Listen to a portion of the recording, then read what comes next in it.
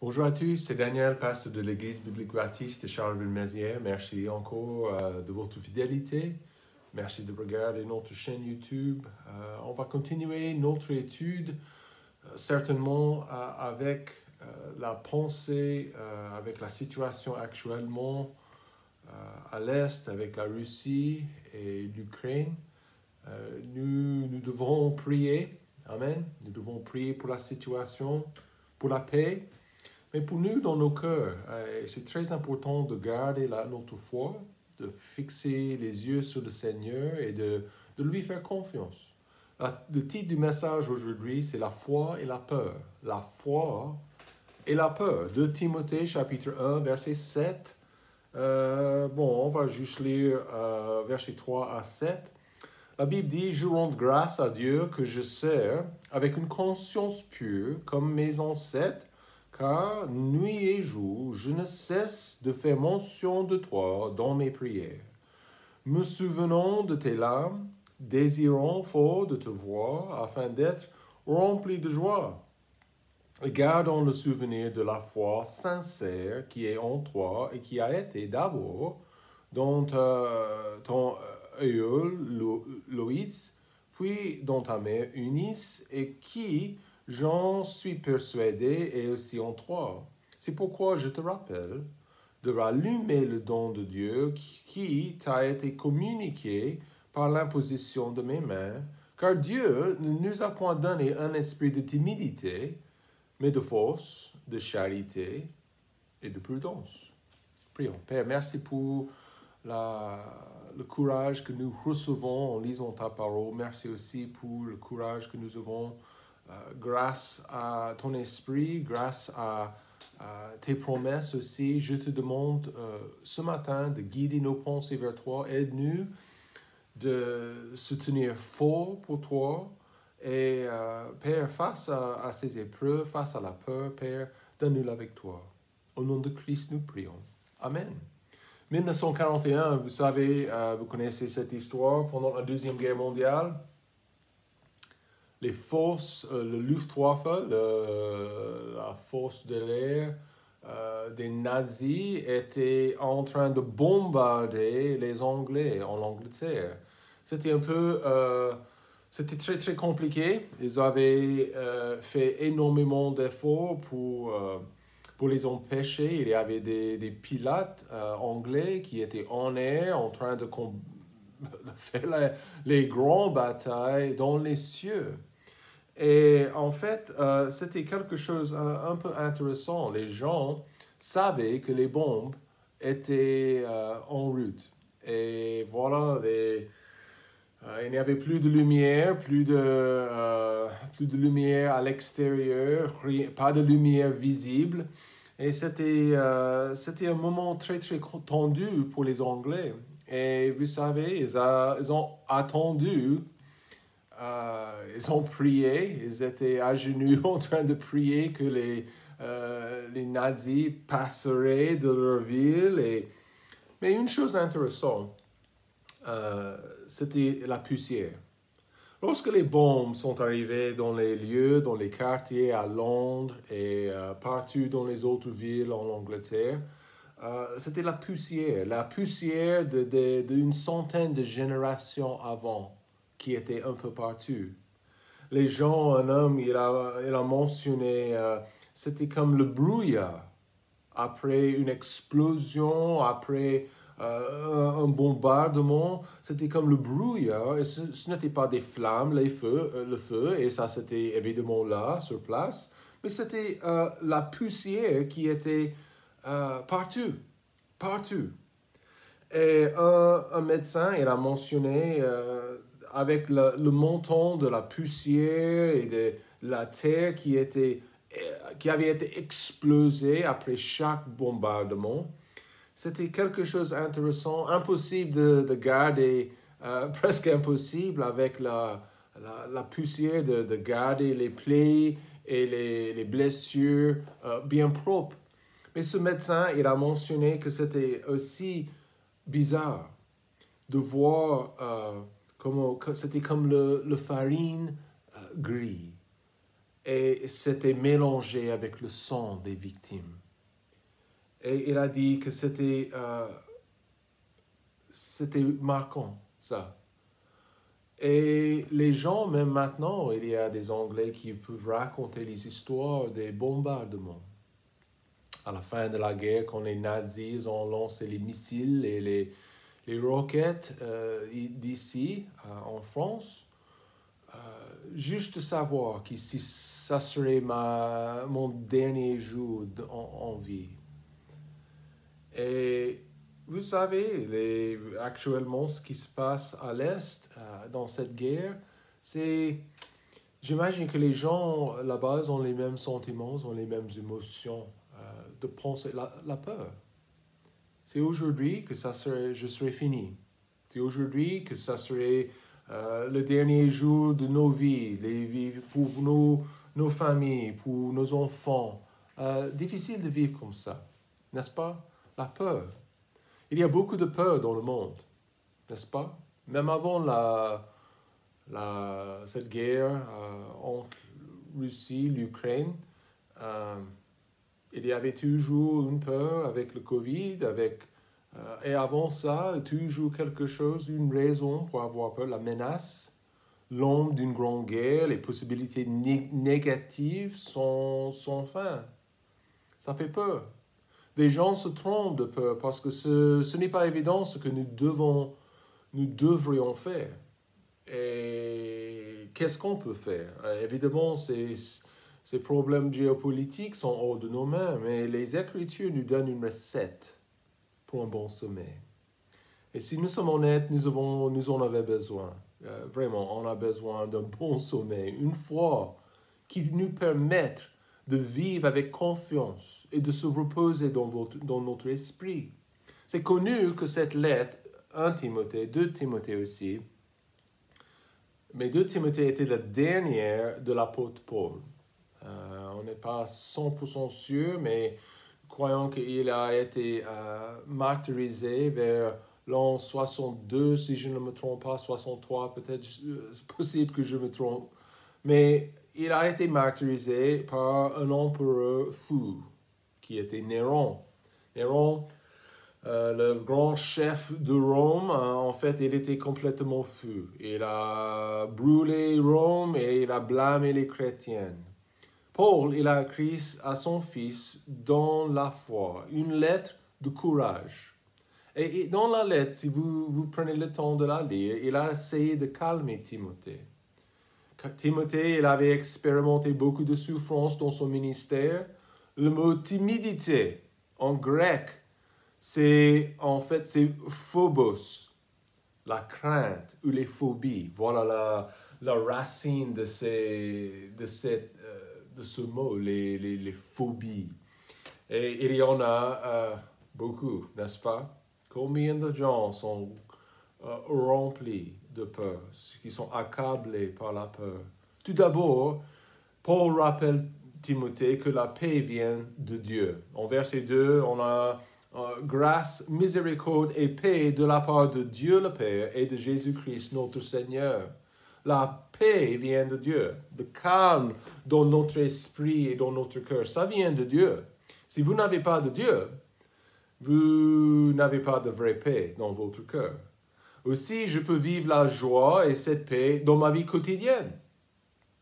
Et voilà, c'est le temps des verbes dans cette lettre sont quelque chose qui devrait continuer. C'est quelque chose qui est constant, qui continue. Et pour nous, comme des croyants, la joie et cette paix, je ne suis pas obligé, comme un enfant de Dieu, de vivre rempli de peur. Dieu ne veut pas ça, en fait. D'avoir, de craindre, d'avoir ces craintes dans mon cœur et dans mes pensées continuellement, c'est pas super. Et aussi, comme nous avons vu la semaine dernière, Dieu est en contrôle. Il a un plan dans les affaires de ce monde. Donc, Dieu n'est jamais étonné par les histoires négatives. Il n'est jamais étonné aussi par les attaques, les guerres, les choses comme ça. Dieu n'est jamais étonné. Et toutes ces choses, ces affaires, ces histoires, sont en train de mener dans la direction que Dieu veut. Il ne veut pas des guerres, certainement. Et si il avait certainement, il a il a la puissance pour bloquer les guerres, mais la réalité, pour nous, c'est de lui faire confiance. Pour un petit moment, l'homme, il a les choix, les méchants, ils ont un choix. Mais c'est sûr que Dieu va les juger un de ces jours. C'est sûr et certain. Dans l'histoire biblique, beaucoup de peuples de Dieu faisaient face à la peur. Les croyants à Rome qui ont été nourris au lion, la menace de la crucifixion, combien ont été emmenés en captivité comme jeunes ou adultes. On connaît Daniel et ses amis. La persécution, la fournaise ardente, la fosse des lions, persécutés à cause de leur foi. En Matthieu chapitre 24, verset 6, la Bible dit « Vous entendrez parler des guerres et des bruits de guerre. Prenez garde de ne pas vous troubler. » Il ne veut pas que je sois troublé. Même avec des guerres actuelles et avec la menace des guerres, Jésus a dit, prenez garde de ne pas vous troubler. Et c'est important pour nous de se rappeler de cette phrase, de cette pensée. Puis-je vivre avec une grosse foi, une confiance forte en Christ et s'inquiéter au même temps? C'est pas possible. Non. La peur n'a aucune place dans la vie avec une grande foi. Je me rappelle d'un prédicateur, un ancien prédicateur des années 50 et les années 60 en Amérique. Il s'appelait John Rice. Et en fait, cet homme, il a prêché partout. Il a fait des grands rassemblements de gens. Beaucoup de gens ils ont entendu. Et il a prêché fort contre le péché. Les mauvais gens dans les villes, ils n'étaient pas contents par ces messages bibliques, mais voilà, il a prêché fort.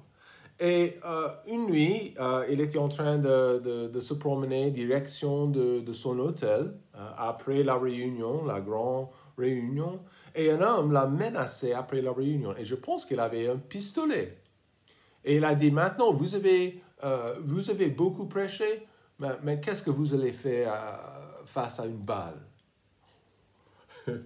Et John Rice, il a dit, écoutez, vous allez me menacer avec le paradis, avec le ciel. Donc si je meurs tout de suite, j'y vais. Et le monsieur, il s'est échappé, il n'a rien fait. Mais c'est comme ça, de vivre sans peur, de vivre sans crainte. C'est la menace de quelque chose, franchement. Même la présentation d'une pensée, un scénario qui crée la turbulence, l'agitation, l'inquiétude dans nos cœurs. Ça mène à la peur.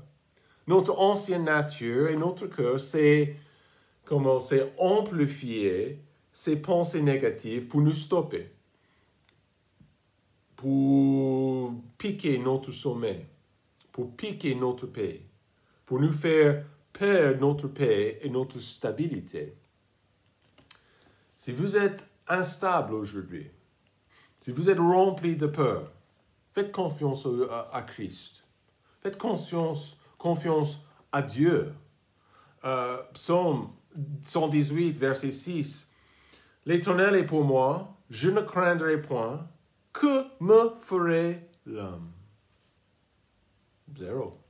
Proverbe 3, verset 44. Si tu te couches, tu n'auras point de frayeur, et quand tu seras couché, ton sommeil sera doux. C'est ce que nous voulons. Cet esprit, pas de timidité. Cet esprit, pas de peur, saisie. Je m'inquiète, je crains. Non. Le courage, la foi, la force, la confiance. Développez votre foi pour que vous puissiez battre la peur. C'est très, très important parce qu'on ne sait pas ce qui va arriver demain. Mais encore, je vous rappelle ce que nous avons vu la semaine dernière.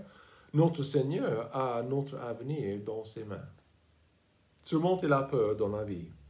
La force à cause de la force de Christ. Numéro 1, verset 7. Car Dieu ne nous a point donné un esprit de timidité, mais de force. Si jamais on a besoin de la force divine, c'est aujourd'hui. C'est maintenant. Ça pèse d'imaginer les mauvaises possibilités, n'est-ce pas? Mais attention, nous ne sommes jamais contrôlés, nous ne sommes pas contrôlés ou dominés par nos peurs. Les phobies. On doit se rappeler que notre monde n'est pas notre demeure finale. Et voilà, ça, c'est un point important. Je m'investis pour l'éternité, ok? Je m'investis pour la vie à venir. Et il y a quelque chose que je peux accomplir pour l'éternité ici-bas. Personne ne sait combien de temps que nous avons. Personne. Donc, il faut s'investir pour le bien et pour l'éternité. Et Dieu fera tomber, la Bible déclare, un jour, Dieu fera tomber son jugement, sa colère sur les péchés des hommes, les nations qui le rejettent. Et c'est assuré. Les atrocités, les maux seront jugés dans la justice devant Dieu. Il n'oublie aucun acte, rien. Mais n'oubliez jamais que Dieu donne sa force. Encore, en verset 7, Dieu ne nous a point donné un esprit de timidité. La peur ne vient pas de Dieu. Donc, si vous dites que c'est logique, oh, je suis humain, faites confiance à Dieu. Faites-lui confiance pour votre demain. Faites-lui confiance pour la situation actuelle en Europe. Faites-lui confiance. N'oubliez pas que Dieu donne sa force. Il ne donne pas cet esprit de timidité, c'est-à-dire qu'il nous donne les moyens de traverser les événements, les situations qui provoquent les inquiétudes. Et franchement, il y en a beaucoup. OK? La hausse des prix,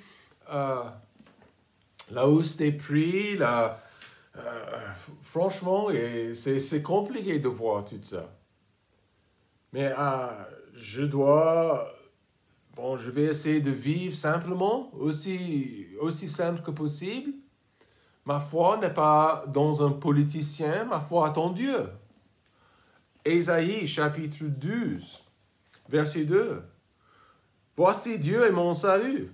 J'aurai confiance et je ne craindrai point, car l'Éternel est ma force et ma louange. Et il a été mon sauveur. C'est qui ça? Ce n'est pas un membre d'une parti politique. C'est Dieu. C'est le Seigneur. La force. Dieu donne la force. La force pour vivre. On n'a aucune idée ce qu'on va expérimenter la semaine prochaine. On n'a aucune idée ce qu'on va expérimenter dans l'avenir. Mais on doit continuer à vivre. N'est-ce pas? Je ne peux pas rester au lit 24 heures sur 24. On ne peut pas arrêter de vivre. On doit continuer. On doit continuer pour le Seigneur. Parce que, comme j'ai dit, on ne sait pas combien de temps que nous avons. Éphésiens chapitre 1, Paul a dit qu'il éclaire les yeux de votre entendement afin que vous connaissiez quelle est l'espérance à laquelle vous êtes appelés et quelles sont les richesses de la gloire de son héritage dans les saints et quelle est envers nous qui croyons l'infinie grandeur de sa puissance, conformément à l'efficacité du pouvoir de sa force. Il nous donne la force pour vivre. J'en ai besoin, n'est-ce pas? Donc, ça veut dire qu'on doit puiser sous sa force pour faire face aux peurs. C'est sa force qui compte, pas la mienne. D'accord? Son esprit qui compte, pas moi-même, ma force. La force aussi pour vaincre le mal. 1 Jean chapitre 4, verset 4, la Bible dit, vous petits enfants, vous êtes de Dieu et vous les avez vaincus parce que celui qui est en vous est plus grand que celui qui est dans le monde.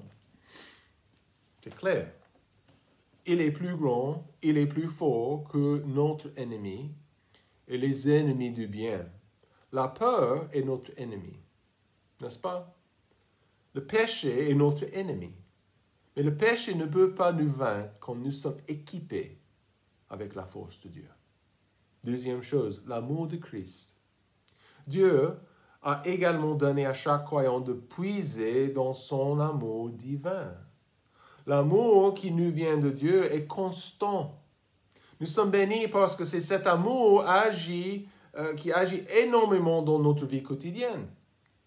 C'est une grâce qui nous aide à se donner pour les autres, à servir les malheureux, et ça bannit la crainte.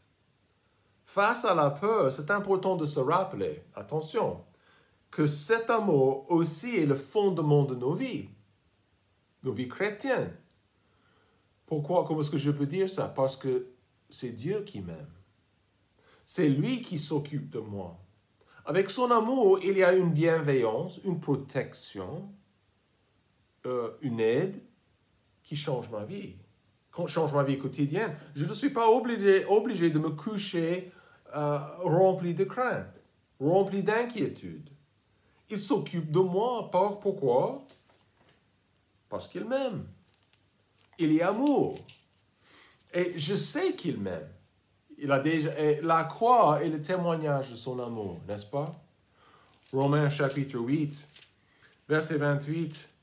Oh, nous savons aussi que toutes choses concourent au bien de ceux qui aiment Dieu et de ceux qui sont appelés selon son dessein.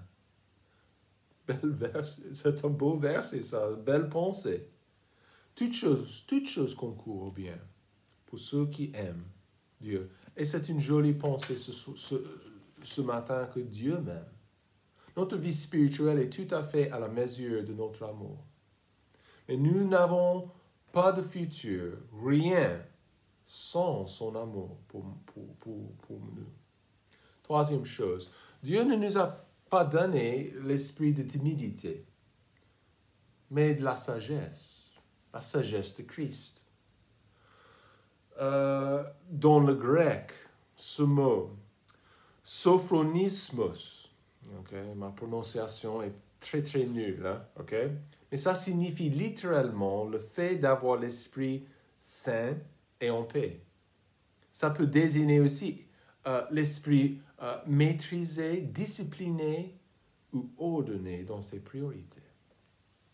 Je peux connaître chaque aspect de cette vie, positive ou négative, la réussite ou l'échec, le bien, le mal. Je peux les connaître sans peur. Parce que la sagesse de Dieu me guide jour après jour après jour. Quand je me plonge les regards dans les Écritures, je vois qu'il y a une sagesse qui est plus grande que ce monde, plus grande que moi, et c'est quelque chose qui me stabilise. Ça me guide, ça me dirige. Face aux épreuves et face aux incertitudes, c'est clair que nous avons besoin de cette sagesse. Est-ce que vous l'avez? Pour agir, pour répondre, pour préparer, pour parler? Ou peut-être vous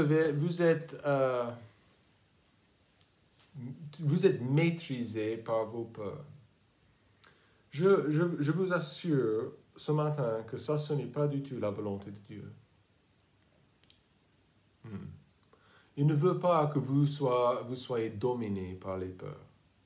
Il veut que vous soyez stable, calme, à l'aise, en paix. Mais ça commence avec notre foi. Ça commence avec notre confiance en lui. Est-ce qu'il est capable? S'il est capable de me sauver, de me pardonner de mes péchés, il est capable de me guider jusqu'à la fin de ma vie. Ça peut être demain, ça peut être dans 20 ans, 30 ans, je ne sais pas. Mais il est capable. Et je peux vivre cette vie en paix. Paix parfaite. Et c'est une jolie pensée, n'est-ce pas? Si vous êtes accablé par la peur, faites confiance à Christ. Mettez ces peurs, mettez ces situations, mettez ces pensées négatives dans ses mains et voyez ce qu'il peut faire. Il peut faire des grandes choses et il peut nous accorder sa paix. Que Dieu vous bénisse. Soyez remplis de sa paix.